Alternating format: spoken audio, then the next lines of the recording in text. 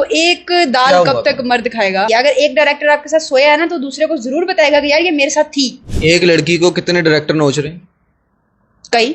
इनसे जानने की ये कोशिश करेंगे कि पाकिस्तान ड्रामा इंडस्ट्री के पर्दे के पीछे के क्या हकाइक हैं। माजरत के साथ भी इन लफ्जों के लिए आपने टिकटॉकर्स देखे जिनकी न्यूड्स रात रात वायरल हुई हैं, वो रात रात मिलियंस पे पहुंचे, वो रात रात ड्रामास में आ गए।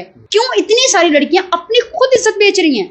मैंने लिटरली लड़की को मुझे मशवरा दिया कि तुम अपनी न्यूड्स वायरल करो, तुम यकीन करो कि ये रात रात निकल जाओगी। अगर मैं ये ड्रेसिंग कर रही हूँ तो मुझे किसी डायरेक्टर ने नहीं कहा कि तुम ये ड्रेसिंग करो। यार वो सफर कठिन जरूर होता है, नो डाउट बहुत कठिन होता है और इसमें बहुत कुछ फेस करना पड़ता है। कोई भी एक ऐसा डायरेक्टर इस इंडस्ट्री में मौजूद है जो बगैर किसी इंटरेस्ट के काम दे देता हो? यार अभी तक मुझे किसी ने कोई डिमांड नहीं की। डिमांड होती क्या? आप मेरी ख्वाहिशात को पूरा करो। जिन्होंने की हैं डिमांड्स उनके प्रोजेक्ट्स बीच बीच में छोड़ के साइड पे होकर बैठी हुई। ये मुझे कह रहा है कि मैं यहाँ तो मैं पहुंचा दूंगा, खुद दो कल पे गड्डी भी नहीं हैगी तो मेरा क्या बन जाएगा? I am so sorry.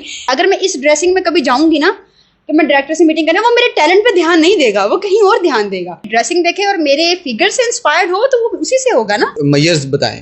हाँ। ड्रामा में कास्ट करने के लड़की में क्या देखे जाते हैं? हैरेसमेंट का सामना तो होता है, ठीक है, ये नहीं है कि हैरेसमेंट का सामना नहीं होता। मतलब ऐसे लिचड़ लोग भी मिल जाते हैं कि आपको कभी कभी आपका दिल करता है चपेट मारे बंदा इनके मुंह पे। बिस्मिल्लाहिर्रहमानिर्रहीम, आप देख रहे हैं नियो डिजिटल। मैं हूं फरहान जफर। इस वक्त सना रियाज हमारे साथ मौजूद हैं। नौजवान लड़की हैं, ये शोबिज़ में, पाकिस्तान शोबिज़ में स्ट्रगलर हैं और Pakistan drama industry, showbiz industry के बारे में, पर्दे के पीछे के जो मामलात हैं, वो कैमरे के पीछे के जो मामलात हैं, वो कैमरे के पीछे वाले लोग या वो उस कम्युनिटी को शायद ज़्यादा करीब से पता है, लेकिन पाकिस्तानी अवाम में भी एक ऐसा अंसर पाया जाता है जो कि ये बातें डिस्कस करती हैं कि शोबिज़ में, मीडिया में इसी वजह से काम मिलता है। अगर आप बोल्ड हैं, अगर आप जो ना ज़रूरी ख्वाहिशात और चीज़ें हैं उनको पूरा करते हैं तो ही आपको स्क्रीन मिलती हैं। इसके ऊपर बहुत सारी मिथ भी मौजूद हैं। ये नौजवान लड़की हैं, आप देख सकते हैं, इन्होंने ड्रेसिंग भी अभी बोल्डली की हुई है, ये काम भी बड़े बड़े प्रोजेक्ट्स में कर चुकी हैं। इनसे जानने की ये कोशिश करेंगे कि पाकिस्तान ड्रामा इंडस्ट्री के पर्दे के पीछे के क्या हकाइक हैं, क्या ये वाकई हकीकत है, इनको प्रोजेक्ट्स किस तरह मिले कि एक आम लड़की जो स्ट्रगल करती है उसको क्या जल्दी चांस मिल जाता है, या जो इस तरह की ड्रेसिंग करती हैं उनको जल्दी चांस मिल जाता है। ये सारे मामला हैं कि इनसे जानते हैं। अस्सलाम वालेकुम। वालेकुम सलाम।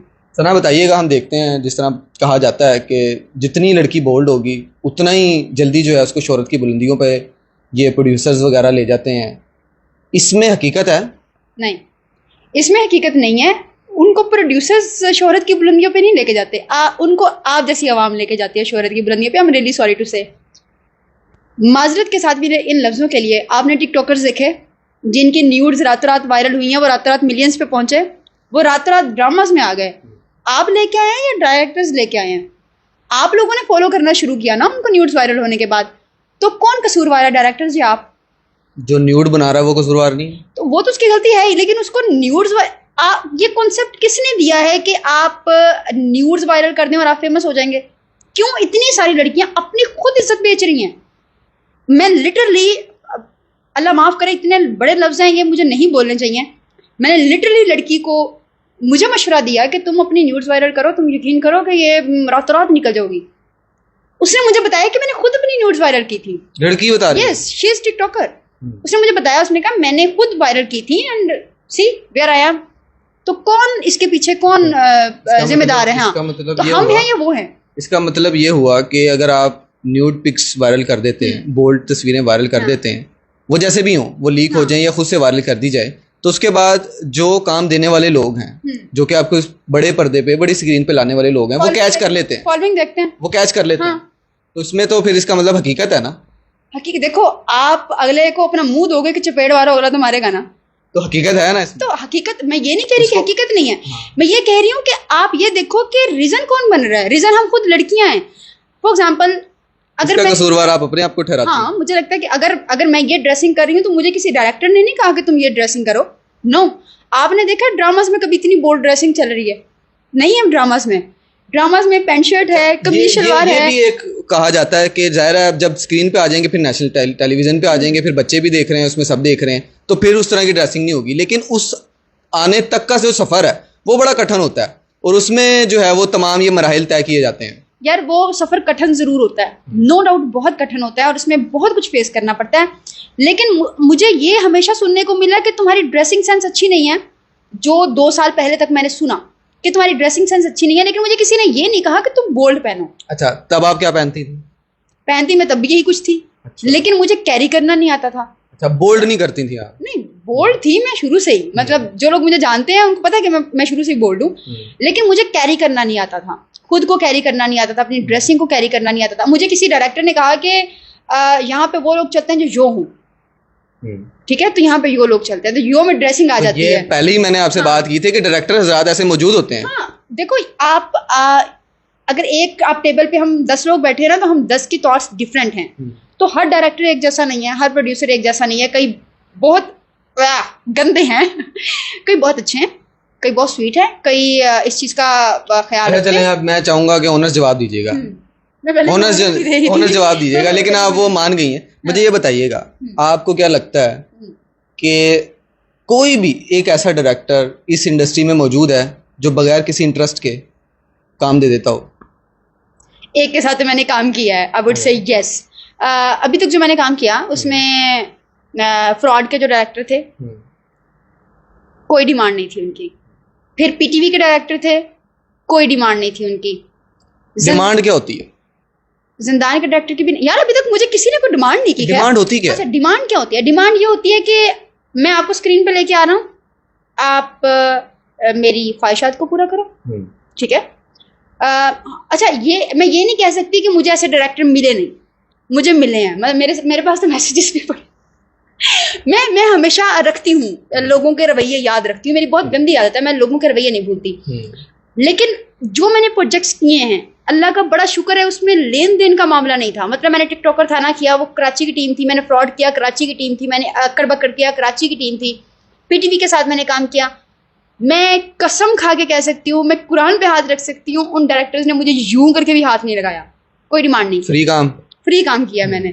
जिन्होंने की हैं डिमांड्स, उनके प्रोजेक्ट्स बीच बीच में छोड़ के साइड पे होकर बैठी हुई, उन्होंने निकाल दी है, सिंपल। अच्छा, वो अगर डिमांड्स लड़कियां पूरी कर लेती हैं तो उसका बेनिफिट क्या देते हैं वो? या देखो, आपको ना यहाँ कोई कुछ बेनिफिट नहीं दे सकता, ठीक है। अगर वो आपको कहते हैं ना, मतलब मुझे किसी ने कहा, पता नहीं मुझे करनी चाहिए ये बात कर रहे हैं आप, मैं इसलिए कर रहा हूँ कि ये बातें कौम को पता हैं लेकिन बताता कोई नहीं है। मुझे किसी ने कहा कि कसम ले लो सना, अगर तुम मेरी बात मान जाओगी ना, मैं तुम्हें रातों रात स्टार बना दूंगा। मैं तुम्हारे सुबह पैनाफ्लेक्स लग जाएंगे, तुम्हारी सुबह ये बोर्ड लग जाएंगे, ये हो जाएगा वो हो जाएगा, मैं तुम्हें ऐसे ऐसे प्रोजेक्ट्स में काम कराऊंगा। मैं ये कह के उठ के आ गई कि मैं सोचूंगी, एंड मैं वापस आई, मैंने सोचा अच्छा, मेरे घर से मुझे जो अच्छी आदत मिली है वो 5 वक्त की नमाज है। जब आप नमाज पढ़ते हो तो आपको ना बहुत सारी चीज़ें क्लियर हो जाती हैं। मैं नमाज पढ़ी, मैं लेटी, मैंने सोचा कि मुझे करना चाहिए कि मेरा फ्यूचर भी है।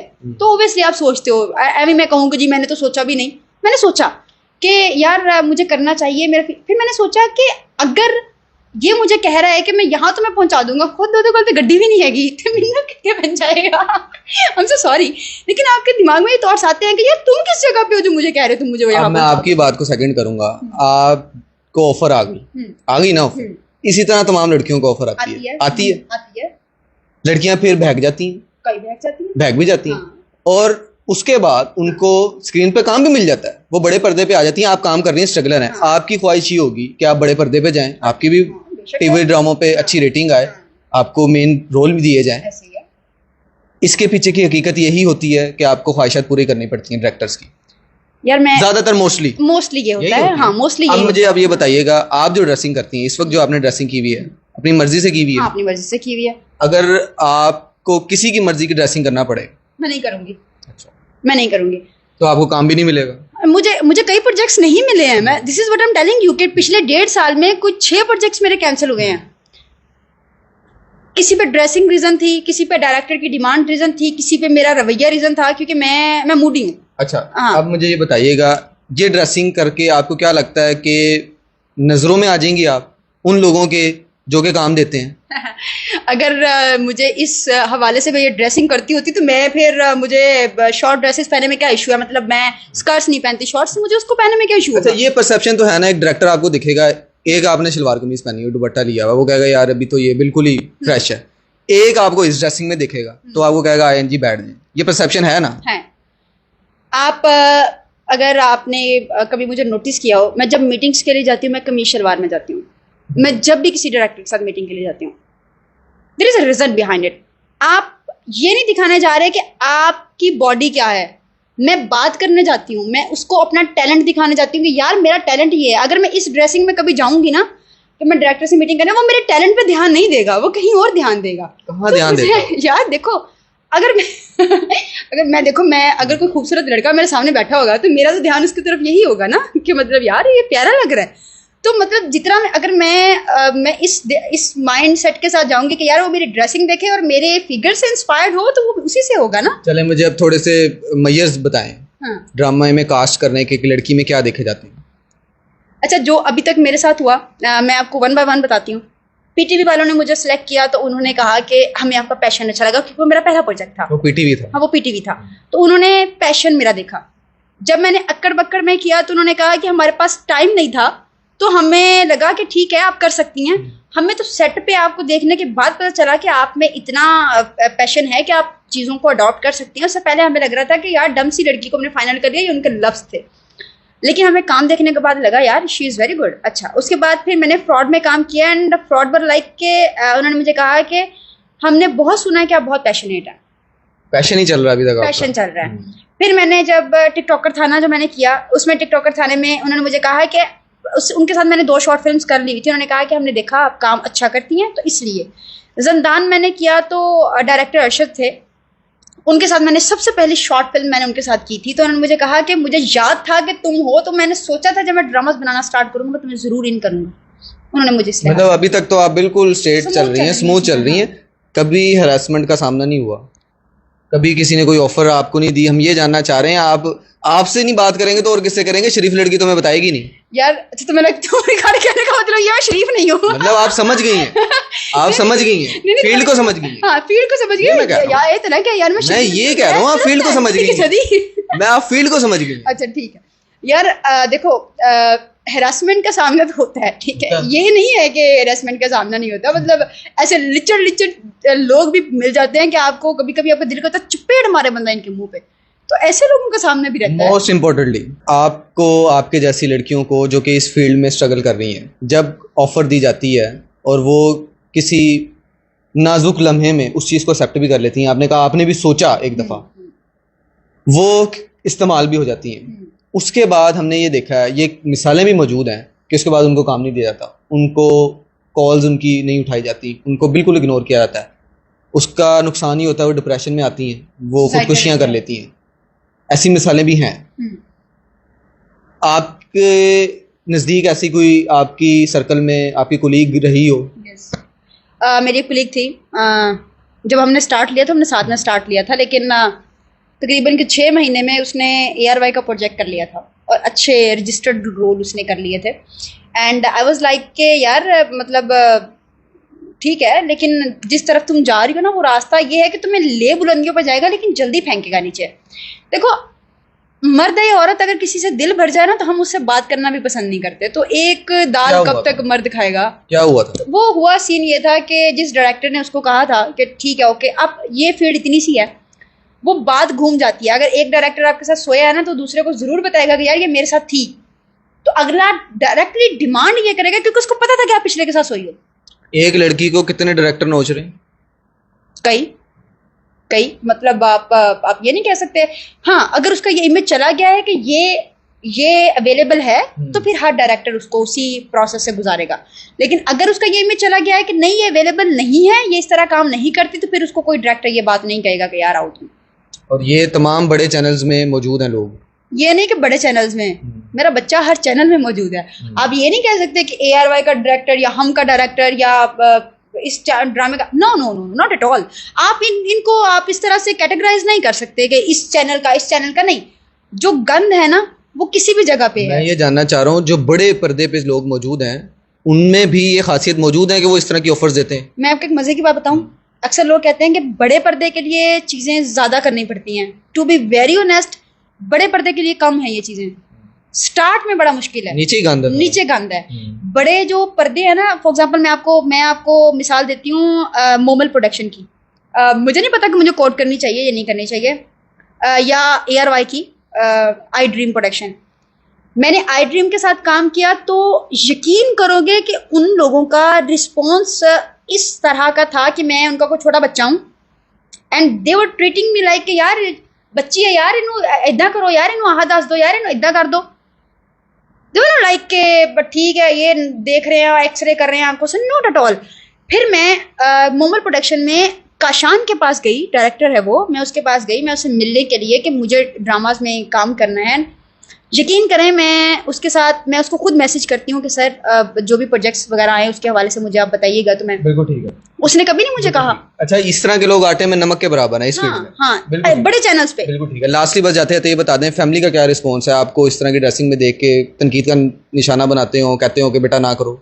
यार देखो, ये जो चाचे चूचे होते हैं ना, ऐसे ही होते हैं। तो मतलब मुझे परवाह नहीं है इनकी। ये चाचे, ये पुफियाँ, ये क्या सोचते हैं, ये क्या कहते हैं, ये मामे क्या कहते हैं, आई डोंट केयर। मुझे फर्क पड़ता है मेरे बाबा क्या सोचते हैं, मुझे फर्क पड़ता है मेरे भाई क्या सोचते हैं। मना नहीं करते? मेरे बाबा ने एक दो दफा मुझे कहा, to be very honest, obviously वो देखते हैं चीजें। उन्होंने मुझे कहा, मैंने कहा बाबा मुझे पसंद है, मैं किसी चीज को, ड्रग को मैं नहीं यूज करती, मैं किसी पार्टी में नहीं जाती, मेरे कोई ऐसे कोई अफेयर्स नहीं है सच। तो मैं मतलब मेरी ड्रेसिंग का शौक है, तो आप इसको थोड़ा सा मैनेज कर लें।